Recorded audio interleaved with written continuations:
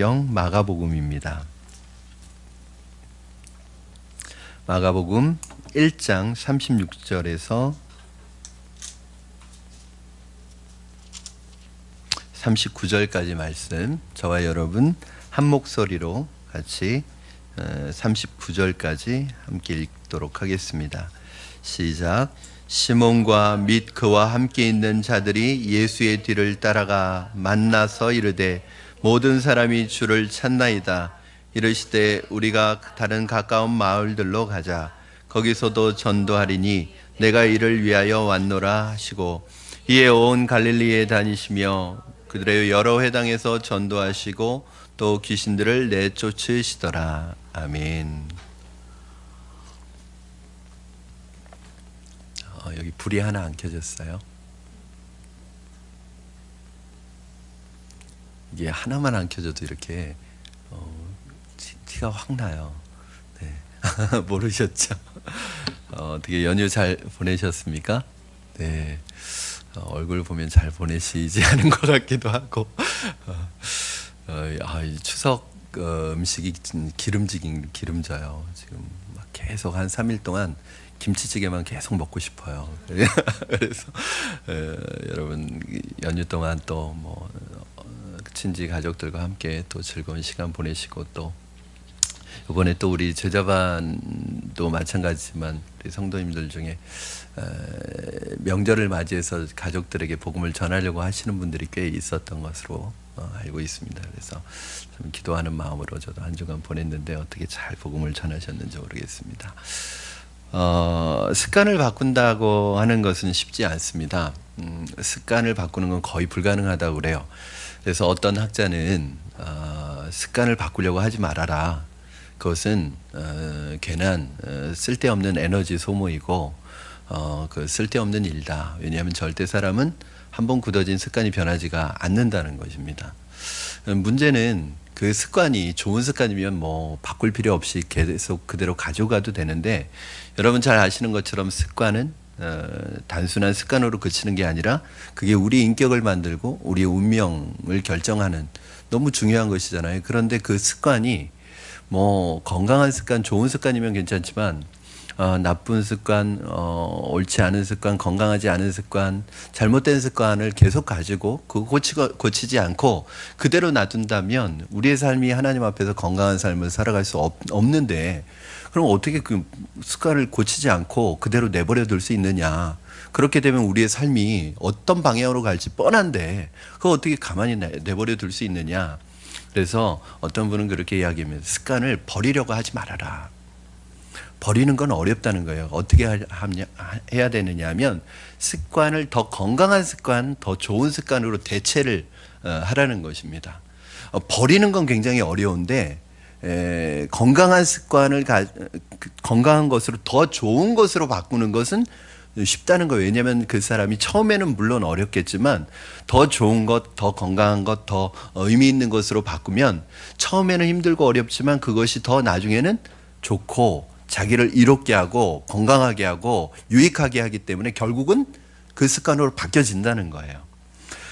그래서 습관을 바꾸는 데 있어서 꼭 필요한 것이 세 가지 있습니다. 첫째는 대체할 수 있는 좋은 습관의 모델이 있어야 됩니다. 대체할 수 있는 모델이 있어야 되고, 두 번째는 내 결단과 의지가 있어야 됩니다. 그리고 세 번째는 내 결단과 의지를 도우시는 하나님의 성령의 도우심이 있어야 됩니다. 이 세 가지가 있어야지 우리의 습관이 바뀌어질 수 있다는 거예요. 한두 번 노력해서 좋은 습관이 든다면 얼마나 좋겠습니까? 그러나 그것은 불가능합니다. 서두에 언급했듯이 습관을 바꾸는 것은 거의 불가능에 가깝습니다. 그렇기 때문에 한두 번 노력으로 자연스럽게 바뀔 것이라고 생각해서는 안 됩니다. 이제 많은 분들이 딱 믿음의 결단을 하고 습관을 바꾸려고 하는데 한두 번 하다 보면 이게 자꾸 좌절이 되고 안 되면 이제 포기합니다. 그게 이제 우리가 보통 말하는 작심삼일. 몇 번 하다가 안 되면 안 되나 보다 그러고 포기해요. 그리고 새해가 되면 또 새롭게 결단해요. 그리고 몇 번 하다가 또 포기하면 또 해를 넘겨서 또 새로운 마음으로. 여러분, 그러나 한두 번 해서 안 되는 건 당연하고 자연스러운 것입니다. 중요한 것은 우리가 따라가야 될 모델이 있고 그것을 위해 내 결단과 의지가 있고 내 결단과 의지를 도우시는 성령의 도우심이 있다면 우리는 새로운 습관과 새로운 인격을 언젠가는 가지게 될 것입니다. 그래서 우리가 지금 이렇게 예수님의 거룩한 습관을 배우는 것은 굉장히 중요합니다. 제가 이 시간에 여러분들에게 드릴 수 있는 것은 예수님의 어떤 좋은 신앙의 경건의 모델을 여러분들에게 제시를 해드릴 수 있습니다. 그리고 제시해드린 이후에는 제가 할 수 있는 것은 사실은 아무것도 없습니다.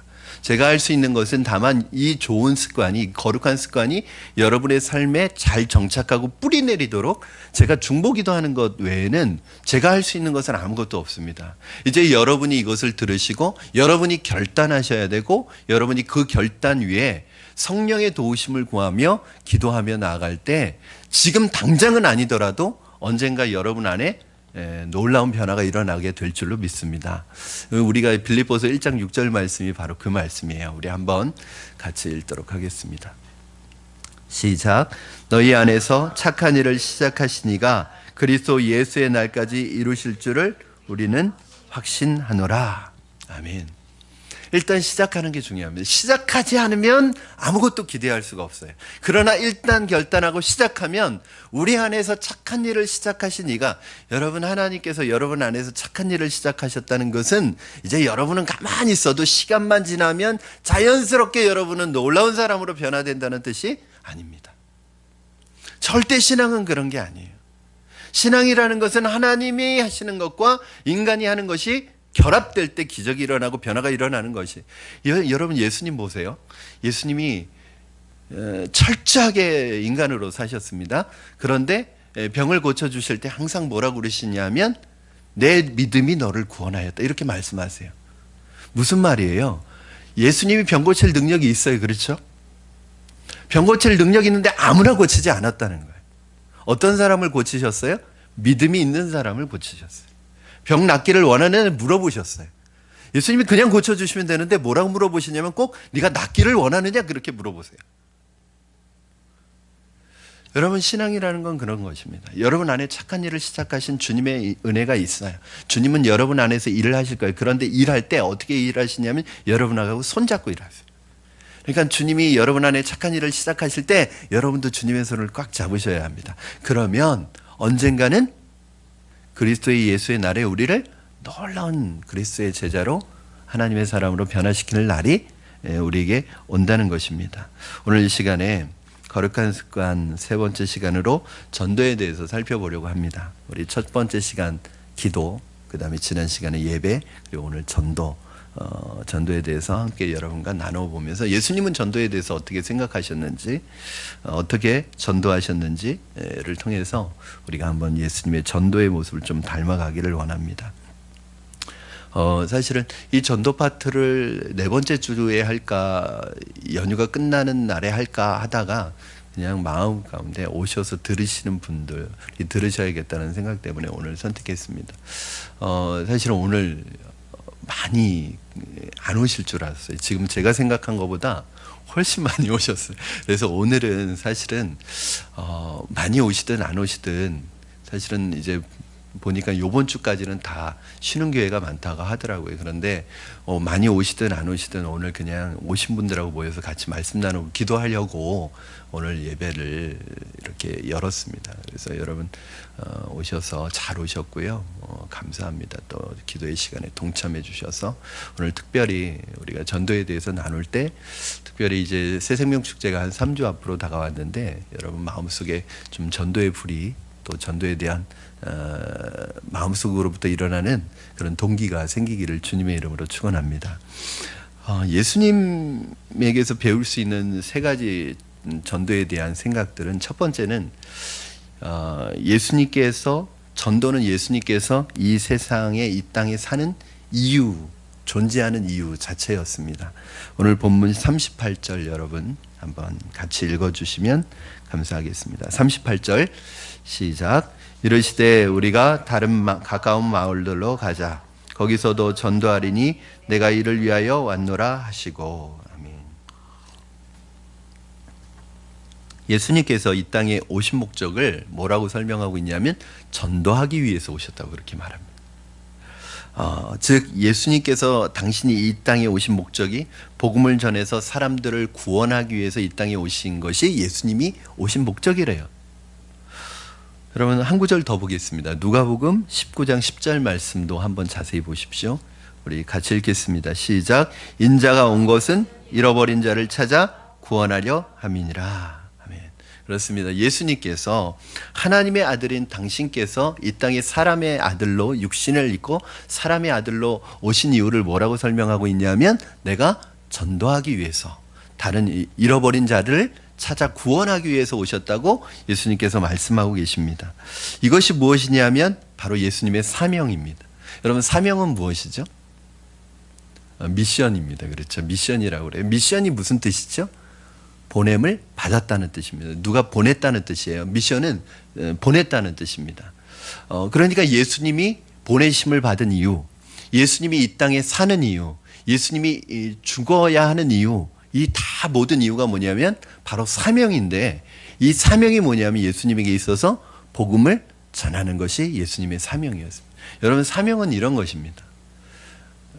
내가 죽을 수 있는 이유, 내가 살 수 있는 이유, 내가 이것 때문에 사는 거죠. 그것 때문에 살아가는 이유가 사명이에요. 저와 여러분 모두 이 땅에 그냥 머물러 있는 것이 아닙니다. 이 땅에서 우리가 천국 가는 동안 시간 죽이기를 하고 있는 것이 아닙니다. 시간 때우기를 하고 있는 것이 아닙니다. 천국 가기 전까지 이 세상에서 이 세상의 재미를 마음껏 누리고 마음껏 즐기고 마음껏 누리다가 가기 위해서 이 세상에 남아있는 것이 아닙니다. 우리가 예수 믿고 구원받아서 이미 하나님의 자녀가 되었고 천국의 시민이 되었고 천국 들어갈 조건이 갖추어졌음에도 불구하고 하나님께서 우리를 이 세상에 7, 80년 또는 예수 믿고 3, 40년 또는 예수 믿고 10년, 20년 남겨두시는 이유가 뭐냐면 바로 사명이 있기 때문에 그래요. 남은 사명이 있기 때문입니다. 그것이 아니라면 우리가 이 땅에 살아가는 것은 시간 낭비일 것입니다. 의미 없는 시간일 것입니다. 만약에 우리가 사명이 없다면 우리가 이 세상에 살고 있는 것이 무슨 의미가 있을까요? 왜요? 이 세상에 사는 동안 예수 믿고 그 뜨거울 때 그냥 천국 가면 좋은데 이 세상에 사는 동안 죄도 더 짓죠. 세상의 때도 더 묻죠. 더 세상적이 되죠. 우리가 이 세상에 남아 있어야 되는 이유가 무엇입니까? 이 세상에서 우리는 하나님 나라를 준비하는 삶을 살아가는 것입니다. 이 세상에서 우리가 살아가는 7, 80년 의미 없는 시간이거나 시간 때우기 위한 시간이 아니라 이 땅에서 우리가 살아간 삶에 따라서 영원의 시간이 결정이 되고 영원한 곳에서의 여러분의 삶이 결정이 되는 거예요. 그러니까 여러분 이 세상에서 우리에게 남겨진 삶이 얼마나 중요하냐면요. 이 세상 쓸모없으니까 빨리 천국 가자. 그게 아니에요. 여러분 천국에서의 삶이 여러분이 이 땅에서 살아갔던 삶에 따라서 결정이 된다니까요. 제일 중요한 건 이 세상에서 예수님을 믿어야 천국이 결정이 되고 그 예수님을 믿은 사람은 이 세상에서 예수님 믿고 살아간 삶에 따라서 천국에서의 삶이 결정이 되기 때문에 이 세상의 삶은 그냥 시간 때우는 삶이 아니라 시간 죽이는 삶이 아니라 바로 사명을 위해서 천국을 하나님 나라를 준비하는 삶이에요. 여러분 하나님 나라를 준비한다고 할 때 어떤 의미가 있냐면 두 가지 의미가 있습니다. 첫째는 어떻게 하나님 나라를 준비하죠? 어떻게 하나님 나라를 준비하죠? 여러분 이미 우리는 예수 믿고 하나님 나라 백성이 되었습니다. 즉 무슨 말이냐면 법적으로 의로워졌어요. 사실은 우리 실력으로는 천국 절대 못 갑니다. 우리의 능력으로 우리의 의로는 절대 천국 못 갑니다. 그러나 하나님께서 예수 그리스도를 통해서 우리를 의로운 하나님의 백성으로 바꾸어 주셨어요. 이건 법적인 의지, 우리가 실제로 의로운 게 아니에요. 그런데 천국 가는 동안에 우리가 여기에서 뭘 해야 되는지 아세요? 법적으로 의로워졌어요. 실제로 의로워지진 않았어요. 그러나 법적으로 의로워진 우리가 천국 가는 그날까지 하나님 나라의 백성의 삶의 모습으로 변해가는 것, 즉 천국을 연습하는 곳이 이곳이란 말이죠.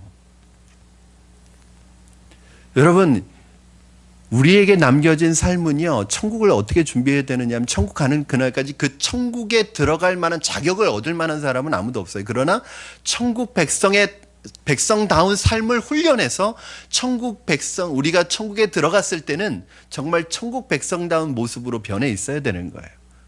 이 세상에서 세상의 습관과 예수 믿어도 여전히 세상의 습관과 죄에 빠져 산다면 그 사람이 천국을 준비하고 있는 사람이라고 할 수 없을 것입니다. 여러분, 두 번째는 천국을 준비하는 또 다른 방법이 있는데 바로 그것이 우리의 사명을 완수하는 것입니다. 여러분, 이 세상에 하나님께서 우리에게 왜 시간을 주셨느냐 하면 우리에게 사명이 있기 때문이에요. 그게 뭐냐면 바로 전도입니다. 이것이 내가 이 땅에 살아가는 이유이고 이것이 내가 죽어야 하는 이유입니다. 사는 것도 죽는 것도 오직 예수 그리스도의 복음이 전하여지는 것이어야 합니다. 이를 위해서 우리가 부르심을 받았고 보내심을 받았습니다. 예수님은 이것을 위해 오셨고 이것을 위해 죽으셨습니다. 이 길만이 아버지의 뜻이라고 믿으셨습니다. 그리고 예수님께서는 승천하시면서도 이 땅에 남아있는 제자들에게 뭐라고 말씀하시냐면 너희는 가서 모든 족속으로 제자를 삼으라고 말씀하셨습니다. 예수님은 언제나 이것만 생각하셨습니다. 그래서 이것을 위해 살 수 있었고 이것을 위해 죽을 수 있었습니다. 여러분, 저와 여러분에게 한번 묻고 싶습니다. 저에게도 묻고 싶고 여러분에게도 묻고 싶습니다. 여러분의 생각의 몇 프로나 전도에 대해서 생각을 하고 계십니까? 여러분 삶의 몇 프로나 신앙생활 속에 몇 프로나 전도가 차지하고 있습니까? 한번 생각해 봤어요. 전도가 내 생각의 몇 프로를 차지하고 있을까? 전도가 내 신앙생활의 몇 프로를 차지하고 있을까? 부끄러웠어요. 예수님은 오로지 이 생각밖에 없었어요. 늘 이 생각으로 가득 차 있었어요. 그래서 이것을 위해서 살은 거예요. 그러니까 우리가 살아가는 삶은요, 그냥 나오는 게 아니라 우리 생각이 가득 찰 때 나오는 거예요. 제가 벌써 10년이 넘었는데 10년이 넘었죠. 15년 정도가 됐습니다. 제자훈련 지도자 세미나에 가서 첫 시간에 그 오카노 목사님의 광인론이라는 강의를 들었는데 그거는 이제 전설 같은 강의예요, 여러분. 지금은 이제 더 이상 들을 수 없는. 저는 그때 그 오카노 목사님의 강의를 듣고 제 삶이 완전히 제 생각의 틀이 바뀌는 그런 경험을 했습니다. 요지는 뭐냐면 미쳐야 된다는 거예요. 세상 사람들도 어떤 것에 집중하지 않으면 그것에서 성공할 수 없는데 간단한 말로 제자 훈련하려면 미쳐야 된다는 거예요. 그 어떤 사람이 오카노 목사님에게 그런 질문을 했대요. 목사님, 이거는 강남에서나 통하는 거지.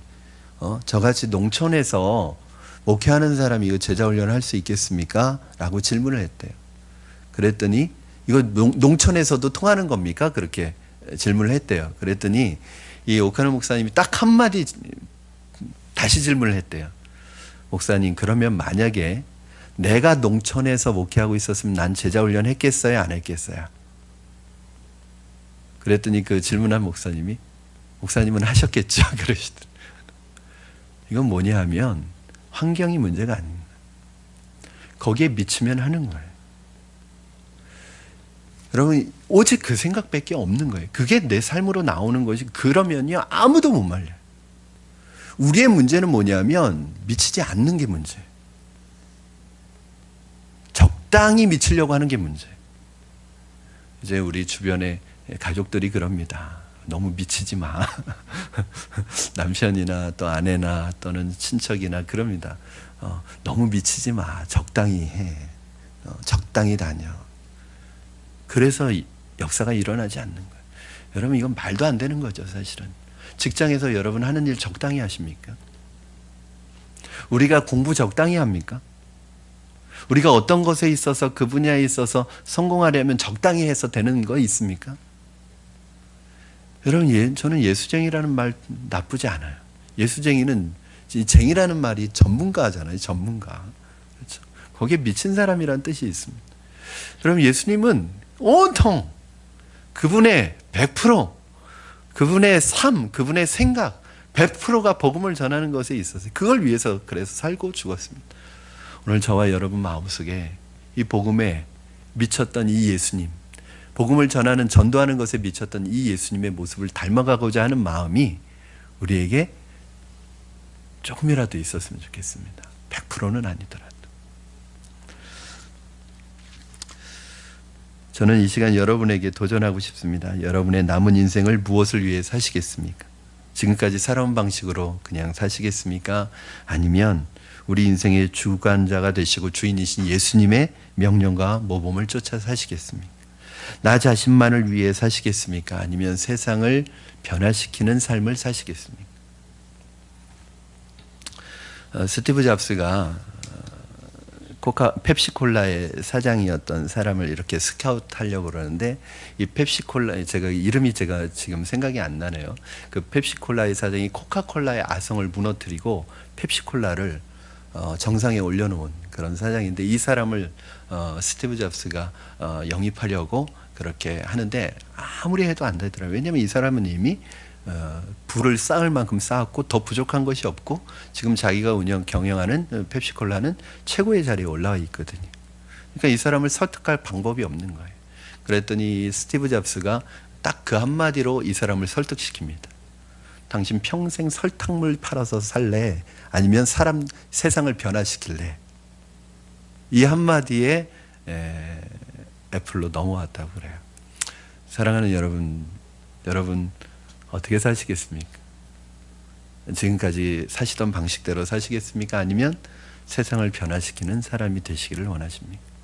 세상을 변화시키는 건 다른 게 아니에요. 사람을 변화시키면 돼요. 예수님께서 베드로에게 그 도전을 합니다. 이제 네가 고기 낚는 어부가 아니라 사람 낚는 어부가 되게 하겠다. 저는 여러분이 세상을 변화시키는 사람이 되시기를 주님의 이름으로 축원합니다. 정말 잘 사는 비결은 바로 사명을 따라 사는 거예요. 그것이 바로 전도라는 것을 기억하시기 바랍니다. 둘째는 우리가 이것이 우리의 사명이기 때문에 우리는 늘 때를 얻든지 못 얻든지 복음을 전해야 합니다. 근데 전도하는 데 있어서 제일 중요한 건 무엇이냐면 이 전도가 특별한 것이나 어떤 특별한 행사나 이벤트가 되면 안 되고 전도가 삶의 한 부분이 되어야 되는 거예요. 생활화가 되어야 되는 것입니다. 예수님께서는 계획되지 않았을지라도 그분에게 주어진 모든 기회를, 모든 만남의 기회를 전도의 기회로 삼았습니다. 그러니까 어디를 가든지 누구를 만나든지 이게 사실은 그 안에 가득 차 있기 때문에 가능한 거죠.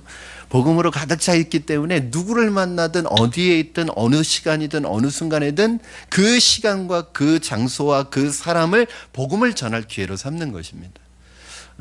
요한복음 4장에 보면 예수님이 사마리아 여인을 만나는 이야기가 나옵니다.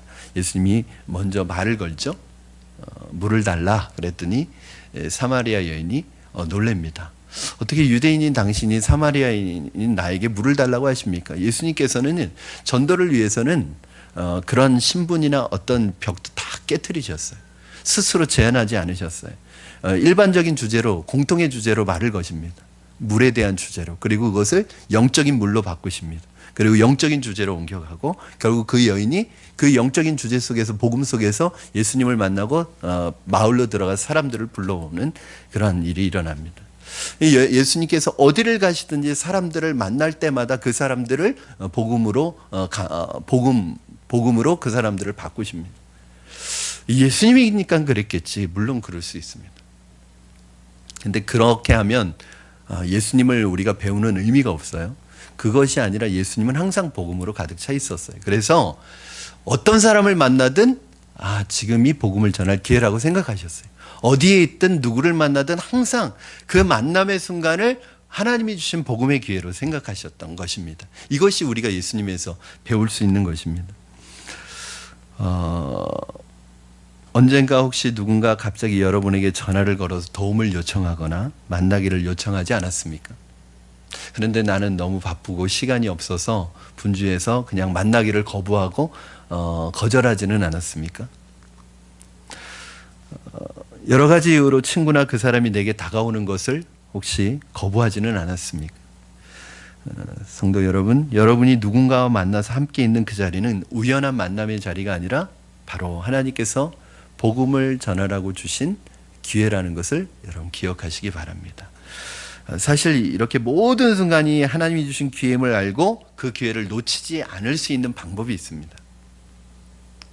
그건 무엇일까요? 두 가지 여러분에게 좀 나누고 싶은데, 첫째는 항상 전도를 생각하고 계셔야 됩니다. 예수님처럼.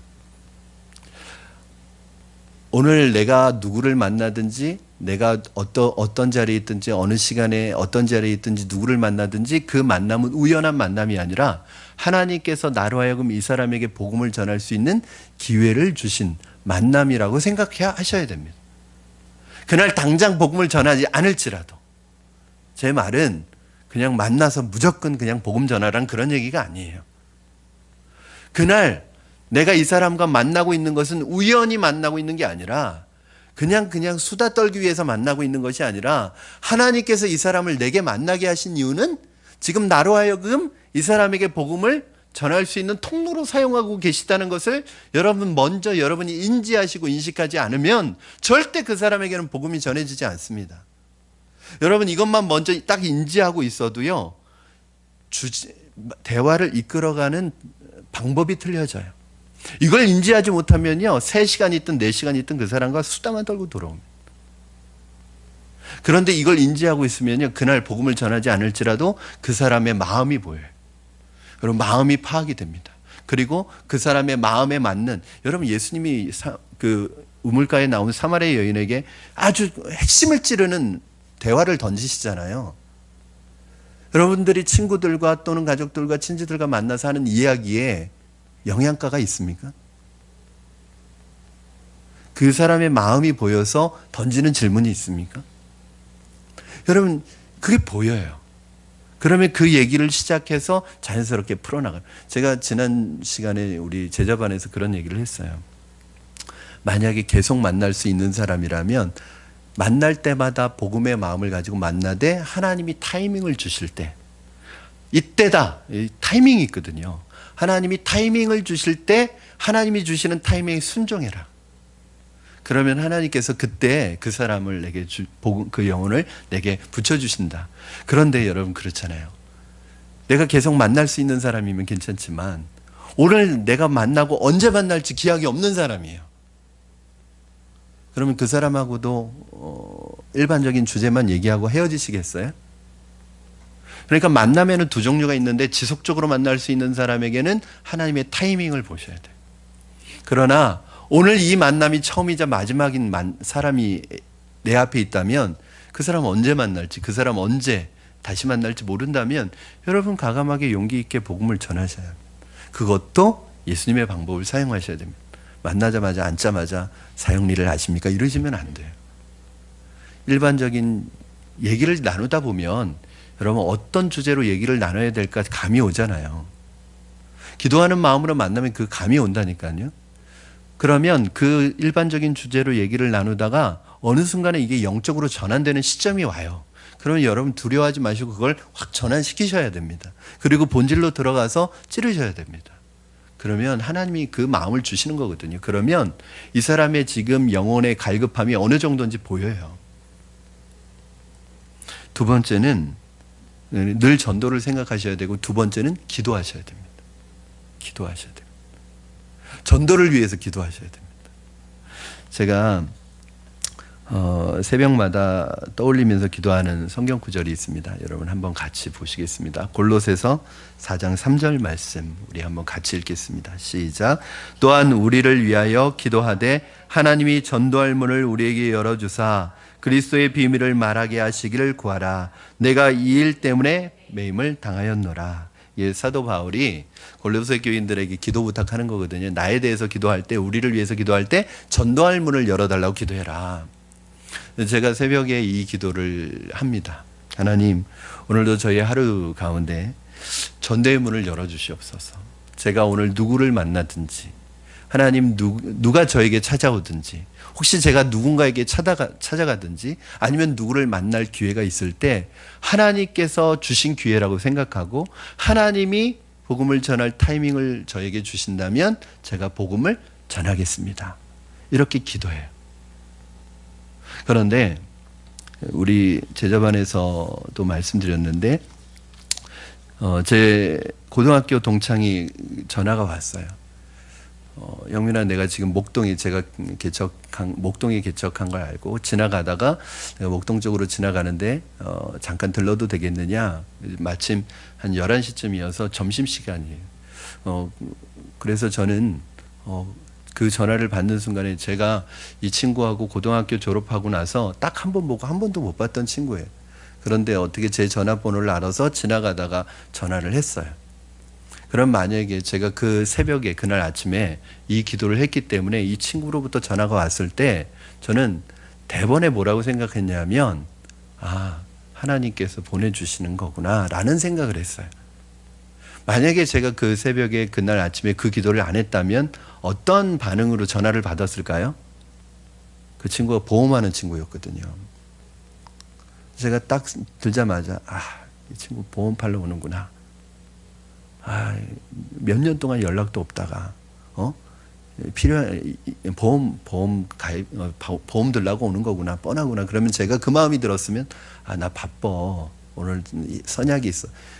선약이 있는지 없는지 모르잖아요. 제가 선약 있다 그러면 선약이 있어서 오늘 못 만날 것 같아. 다음에 연락하고 한번 알아. 뭐 그렇게 얘기할 수도 있잖아요. 제가 기도하지 않았으면. 근데 제가 그날 새벽에 그 기도를 했기 때문에 하나님이 보내주시는 거라고 생각했어요. 와서 식사를 하고 목양실에서 앉아서 얘기를 나누는데 이 친구가 힘든 얘기를 하는 거예요. 여러분, 힘든 얘기를 와서 털어놓는 건 이건 절호의 기회 아닙니까? 그렇죠? 만약에 제가 기도 안 했다면 역시 보험 팔려고 그러는구나. 뭐 그렇게 실제로 이 친구가 그 직장을 그만두느냐 그만두지 않느냐 고민하고 있었어요. 왜냐하면 너무 스트레스가 심하고 이게 일이 안 되는, 영업이 안 되는 거예요. 그래서 그만둘까 안 둘까 고민하고 있었는데 두 아이가 있는 아버지예요. 그래서 사실 그게 쉽지 않잖아요. 그러면 이 친구가 너무 스트레스를 받고 너무 힘든 상황 속에 있는 거예요. 힘든 얘기를 하는 거예요. 그때 제가, 이게 주님이 주신 기회이잖아요. 그래서 제가 그때 사형리를, 암송했던 사형리를 이렇게 가지고 전도를 했어요. 그리고 기도를, 영적 기도를 이렇게 하도록 했어요. 그런데 이 친구가 영적 기도를 따라하면서 눈물을 뚝뚝 흘리는 거예요. 그날 이 친구가 예수님 영접했고 이 친구 집이 안산이어서 제가 안산 동산교회에 이렇게 등록을 시켰습니다. 여러분, 만약에 제가 그날 그러한 기도와 준비가 안 돼 있었다면 한 생명이, 이 친구 한 생명이 아니에요. 그 딸린 식구가 4명인데 다 지금 교회 다니고 있어요. 여러분, 이 4명의 생명이 그냥 잃어버릴 수도 있는데, 여러분, 그러니까 우리가 얼마나 복음에 대해서 준비하고 있고 기도하고 있는 게 중요한지 여러분 아세요? 만약에 우리가 아마 여러분 오늘 하루도 또는 여러분의 삶 속에서 많은 사람을 만날 수도 있어요. 그런데 내가 복음에 대해서 준비하지 않고 기도하지 않으면 그 사람들 다 우연한 만남이에요. 한번 스쳐가는 만남이에요. 나하고 상관없는 만남이에요. 계속 그런 만남들만 내 앞으로 지나가는 거예요. 그런데 내가 복음에 대해서 준비가 돼 있으면 한 사람 한 사람 우연한 만남, 의미 없는 만남이 하나도 없어요. 그리고 하나님 그것을 깨닫게 하십니다. 사랑하는 여러분, 복음을 위해, 전도를 위해 기도하시기 바랍니다. 기도하시면 복음의 문이 열릴 줄로 믿습니다. 전도의 문이 열릴 줄로 믿습니다. 여러분들이 마음에 품고 기도하는 그 태신자들의 마음의 문이 열릴 줄로 믿습니다. 마지막으로 세 번째는 전도를 계획하는 것입니다. 모든 순간 모든 만남 속에서 어느 누구와 그 자리에 있든지 복음 전도의 기회로 삼는 것은 당연합니다. 그러나 동시에 전도를 계획하는 것도 중요합니다. 그러니까 만나면 하지 그러면 그게 아니라 계획을 해야 돼요. 오늘 본문 38절 여러분 한번 같이 읽어주시면 감사하겠습니다. 시작. 이르시되 우리가 다른 가까운 마을들로 가자. 거기서도 전도하리니 내가 이를 위하여 왔노라 하시고. 아멘. 예수님 요 앞에 문맥에 보면 예수님께서 새벽에 한적한 곳에서 기도하시고 내려오시는데 제자들이 뭐라고 하시냐면, 예수님 지금 예수님을 기다리는 사람들이 엄청 많아요. 지금 새벽부터 엄청 찾아와서 지금 예수님 기다리고 있습니다. 그때 예수님이 뭐라고 하시냐면 냉정하게 제자들의 요청을 거절하십니다. 그러면서 뭐라고 하냐면 다른 데로 가자 그러세요. 여러분 이해가 되세요? 예수님 지금 이만큼 많은 사람들이 예수님 말씀 듣기 위해서 기다리고 있는데 예수님이 다른 마을로 가자. 가까운 곳으로 가자. 그렇게 얘기하세요. 예수님 사람에게 끌려다니는 게 아니라 계획을 가지고 움직이셨어요. 이 가버나움이라는 동네에서 이제 충분히 복음을 전했다는 거예요. 그러니까 복음을 듣지 못한 다른 마을로 가자는 거예요. 이게 뭐냐면 여러분 복음화입니다. 복음화. 여러분 우리는 한국을 복음화하자 이렇게 얘기하면 대한민국 사람 다 예수 믿는 사람으로 만들자. 대한민국을 기독교 국가로 만들자 이런 말이 아니에요. 복음화라는 건 뭔지 아세요? 여러분 세계 복음화 그러면 복음화가 뭔지 아세요? 세계 사람들을 다 예수 믿게 하자는 거예요? 아니에요. 복음화는 뭐냐면 복음을 듣게 하자는 거예요.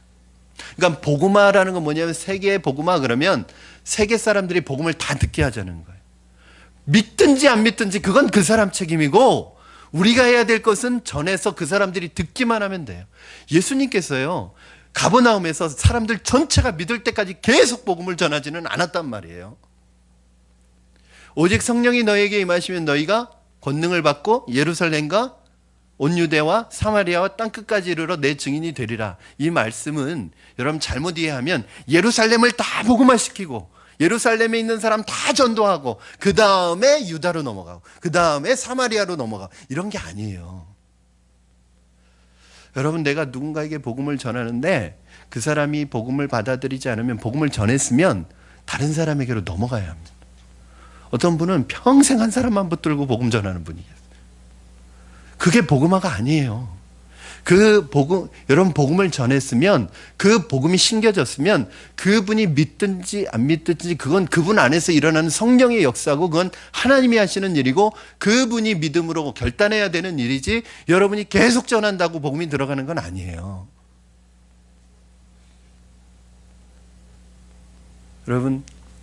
여러분이 복음을 전할 때 지금 이분이 안 믿어요. 그러면 그분에게 복음을 전했으니까 이제 다른 분에게도 전하셔야 돼요. 자꾸 넘어가셔야 돼요. 복음. 계획을 가지고 하셔야 돼요. 주님은 이런 모든 사역과 전도의 계획을 언제 새벽에 하나님께 드리는 기도 속에서 하나님과의 대화 속에서 세웠을 가능성이 많습니다. 그렇다면 우리는 어떻게 해야 될까요? 여러분은 어떤 전도의 계획을 가지고 계십니까? 저는 예수님께서 그렇게 하셨듯이 여러분이 기도 속에서 하나님과의 대화 속에서 전도의 계획과 플랜을 세우셨으면 좋겠어요. 그냥 내 마음에 드는 대로 내 마음이 이끄는 대로 그렇게 하지 마시고 기도하는 가운데 하나님께서 사람에게 마음을 주시고 그러면 그 사람을 어떻게 만날지 어떻게 계획할지 계획하셨으면 좋겠어요. 예를 들어서 내가 지속적으로 방문할 필요가 있는 상점이나 이발소나 미용실이나 식당 같은 곳을 일부러 한두 곳을 정해서 다니십시오. 그리고 불평하지 말고 불평하지 않는 좋은 고객으로 그리고 따뜻한 감사를 늘 표현하는 고객으로 정해진 요금 위에다가 혹시 이제 팁이 필요한 경우에는 조금 더 주어서 늘 인색하지 않은 고객으로 그분에게 비춰지게 하고 그분과 좋은 관계를 맺고 결정적인 순간에 복음을 전할. 그렇게 되면 일단 관계가 맺어지면 중요한 건 뭐냐면 복음을 전할 수 있는 타이밍이 언젠가는 생겨요. 여러분 그렇게 하지 않고 인색하고 불평만 하는 크리스찬의 전도에 누가 매력을 느끼겠습니까? 그렇죠? 이제 우리 시대는 복음 전하기 참 어려운 시대에 살고 있습니다. 왜냐하면 복음에 대해서 전도에 대한 부정적인 이미지가 팽배한 시대가 되었기 때문에 그렇습니다. 그러니까 우리가 중요한 것은 이 생활전도가 중요한데 생활전도에 있어서 특별히 여러분들 우리가 가져야 될 마음이 있어요. 그럼 어느 시대든 복음을 전하기 편한 시대는 없었습니다. 오늘 우리가 사는 이 시대가 복음 전하기 어려운 시대라고 우리가 특별히 생각할 수는 있어도 전혀 그렇지 않아요. 우리보다 더 복음 전하기가 힘든 시대 많았어요. 복음을 전하면 목숨을 내놓고 복음을 전해야 되는 그런 시대도 많았습니다. 그러니까 우리 시대가 복음 전하기 가장 어려운 시대라고 생각하시면 안 됩니다. 늘 이 복음이라는 것은 사람들에게 걸리는 것이고 꺼리끼는 것이고 그리고 넘어지게 하는 것이었어요. 자, 우리 고린도전서 1장 23절에서 24절 말씀 여러분 보시겠습니다. 우리 같이 한번 읽도록 하겠습니다. 시작. 우리는 십자가에 못 박힌 그리스도를 전하니 유대인에게는 거리끼는 것이요 이방인에게는 미련한 것이로되 오직 부르심을 받은 자들에게는 유대인이나 헬라인이나 그리스도는 하나님의 능력이요 하나님의 지혜니라. 아멘. 여러분, 유대인에게는 꺼리끼는 거래요. 깨름직한 거래요. 꺼리낀다는 게 걸려 넘어지는 거라는 거거든요. 걸려 넘어지게 하는, 시험 들게 하는 거라는 거예요. 이 십자가에 못 박힌 예수가. 그리고 이방인들에게는, 특별히 헬라인들에게는요, 미련한 거예요, 이게. 예수님이 십자가에 달린 예수를 믿으면 구원받는다. 이게 너무 미련해 보이는 거예요. 그러나 부르심을 입은 자들에게는 그 사람이 유대인이나 헬라인이나 그리스도는 하나님의 능력이고 하나님의 지혜라는 거예요. 그러니까 여러분이 이거 전하면 이 사람이 나를 미련하게 생각하는 거 아닌가? 이 사람이 이게 전하면 이 사람이 이거 시험 드는 게 아닌가? 나랑 관계가 나빠지는 거 아닌가? 그럴 수 있어요. 그러나 만약에 우리가 복음을 전하는 그 대상이 하나님이 부르신 사람이고 예비하신 사람이고 준비된 사람이면 우리가 전하는 그 복음이, 그 예수가 미련하거나 꺼리끼는 게 아니라 그리스도는 하나님의 능력과 지혜로 그 사람에게는 다가온다는 거예요. 그 사람을 위해서 복음 전하는 거예요, 여러분. 여러분, 절대요, 전도가 여러분이 누군가를 예수님 믿게 하는 거라고 착각하시면 안 됩니다. 여러분, 절대 예수님 믿게 할 수 없어요. 그건 하나님이 하시는 일이에요. 그럼 우리가 하는 일은 뭐예요? 우리는 복음을 전하는 거예요. 왜? 그 사람이 무르익은 사람인지 익지 않은 사람인지 모르잖아요. 준비된 사람인지 예비된 사람인지 모르잖아요. 그런데 전하면 알 수 있어요. 어떤 사람은 1년 365일 계속 복음을 전해도 안 믿는데, 어떤 사람은 지나가는 말로 한 번 전하고 갔는데 교회 나오는 사람이 있어요. 여러분, 부르심을 받은 자들에게는 그 예수라는 이름이 미련하게 안 들린단 말이에요. 창피하게 안 들린단 말이에요. 이거다 하고 붙든단 말이죠. 사랑하는 여러분, 우리가 삶으로 섬기고 진정성을 가지고 복음을 전하면 사람들은 그 복음 앞에 마음을 열 것입니다. 여러분, 한번 생각해 보시기 바랍니다. 어쩌면 사람들은 복음을 싫어하는 것이 아니라 복음을 전하는 우리를 거부하는 것은 아닌가요? 복음을 전하는 우리가 세상 사람들과 전혀 다르지 않고 변화되지 않는 우리의 모습 때문에 복음에 대해 매력을 느끼지 못하는 건 아닌가요? 저는 저와 여러분이 그리스도의 편지가 되기를 바랍니다. 저와 여러분이 그리스도의 창문이 되기를 바랍니다. 저와 여러분을 통해 우리가 믿고 섬기는 예수님이 저들에게 보여지기를 주님의 이름으로 축원합니다. 그러나 결국 삶을 통해서 우리가 삶을 통해서 선한 모습으로 그들에게 다가간다 할지라도 결국은 우리가 입으로 전하지 않으면 안 됩니다. 여러분, 우리는 좋은 이미지 주려고 하는 거 아니에요. 그게 우리의 목적이 아닙니다. 세상 사람들에게 저 사람 좋은 사람이라고 칭찬받기 위해서 하는 거 아니에요. 그게 목적이 아닙니다. 결국은 우리의 목적은 뭐냐면 그 영혼을 구원하는 게 우리의 목적이에요. 결국은 좋은 관계가 맺어지고 좋은 관계를 갖는다고 해도 입으로 전하지 않으면 그 사람을 구원할 수 없습니다. 개인적으로도 여러분, 전도의 계획을 세우십시오. 결국 결정적인 순간에 복음을 전하는 것이 우리의 목적임을 기억하시기 바랍니다. 개인적으로도 전도의 계획을 세우지만 공동체적으로도, 교회적으로도 계획이 필요합니다. 교회의 역사가 얼마나 오래됐느냐, 교회의 규모가 얼마나 크냐, 그거 중요하지 않습니다. 우리 교회를 통해서 예수님을 모르던 사람이 얼마나 예수님을 믿고 알게 되었고, 그 사람이 예수님의 제자가 된 사람이 얼마나 있느냐가 그 교회의 본질을 나타내는 것입니다. 여러분, 불신자에게 복음을 전하는 교회가 바로 주님이 원하시는 교회입니다. 이를 위해서 여러분, 우리 교회가 기도로 준비하고 있는 행사가 있습니다. 바로 새생명 축제입니다. 새생명 축제는 여러분, 착각하시면 안 됩니다. 총동원주일이 아닙니다. 그냥 머릿수 채우고 인원 채우고 그냥 왔다가 한번 가는 것이 목적이 아닙니다.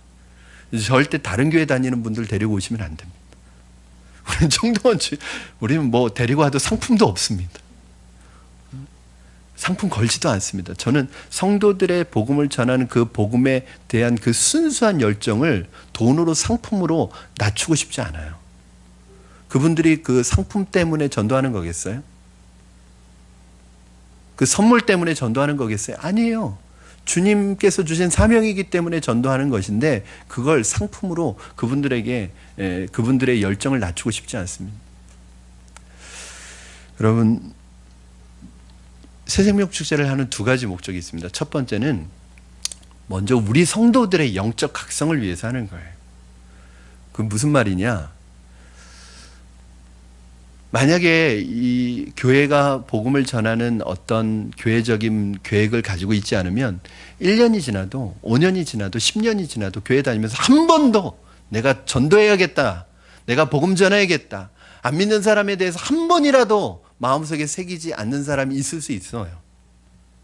교회가 그래도 이렇게 기도하고 같이 함께 하자고 하고 같이 순회서 나누고 하니까 그래도 한 번이라도 내가 누구 전도할까 떠올려 보기라도 하지, 일평생 교회 다니는 동안 한 번도 전도에 대해서 관심 안 갖는 사람이 있을 수 있단 말이에요. 그러면 저는요, 여러분, 그런 사람이 교회에 있다면 저는 하나님 앞에 가면 저는 직무유기예요. 저는 하나님 앞에 혼나요. 뭐 했냐는 거죠. 그런 사람 한 사람도 없게 하기 위해서 내가, 어떤 분은 개인적으로 열심히 복음을 전해요. 그러나 어떤 분은 평생 복음을 전하지 않는 분도 있을 거예요. 그러면 교회가 그 부분을 도와줘야 돼요. 그래서 여러분, 직접 복음 전하기 어려우면 인도해 오기라도 하시라고. 그러면 그 시간에 제가 복음 대신 전해 드리겠다고. 그렇게 해서라도 그렇게 예수 믿고 그분이 믿음에 정착하고 믿음이 성장하고 예수 그리스도의 제자로 변화되는 것을 그분이 보면은 나보다 늦게 교회에 온 사람인데, 내가 전도한 사람인데 나보다 믿음으로 더 아름답게 자라가는 모습을 보면 이 사람이 속에서 각성이 일어난단 말이에요. 야, 내가 이렇게 해서는 안 되겠다. 그리고 그 복음으로 성장하는 그 사람을 보면 새로운 열정이 생겨요. 이걸 위해서 하는 거예요. 여러분, 교회가 복음 전하지 않으면 죽습니다. 목사님 전도해도 오나요? 안 와도 해야 돼요. 왜냐하면 안 하면 죽어요, 교회가. 이거 하는 것 자체가 의미가 있어요.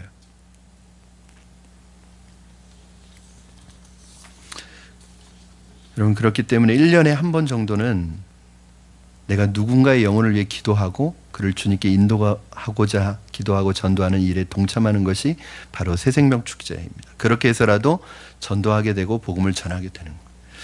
사랑하는 여러분, 말씀을 정리합니다. 저는 여러분 중에 이번 새생명 축제를 구경하시는 분들이 한 분도 없기를 바랍니다. 오늘 이 새생명 축제의 주제처럼 투게더잖아요. 다 함께 참여하셔서 함께 동참하셨으면 좋겠습니다. 그러나 중요한 것이 또 있습니다. 함께 새생명 축제를 준비하는 것 자체가 목적이 아닙니다. 무슨 말이냐? 이번 새생명 축제를 준비해서 막 이제 모여서 회의도 하시고 뭐 또 여러 가지 기획도 세우시고 해요. 음식도 준비하시고 또 선물도 준비하시고 뭔가 팀도 짜고 어떤 행사도 준비해요. 여러분, 이게 목적이 아니에요. 우리는, 여러분, 일에 집중하시지 마시기 바랍니다. 일에 빠지시면 안 됩니다. 우리가 정말 이 일을 하는 이유는 믿지 않는 분들을 교회로 인도해서 복음을 듣게 하는 게 목적이에요. 그런데 일하다가 태신자들에 대해서 다 놓쳐. 태신자들에 대해서 신경 못 써. 태신자들에 대해서 기도 못해. 그래서 결국 인도하지 못해요.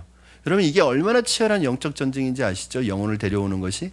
그렇게 공들였다가도 당일날 캔슬 놓는 게 여러분 많이 경험하셨잖아요.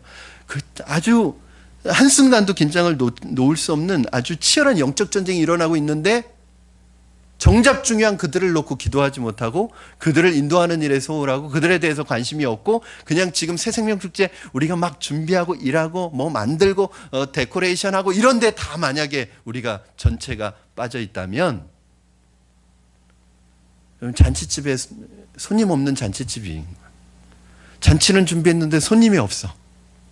아무 의미가 없는 거예요, 여러분. 그렇죠?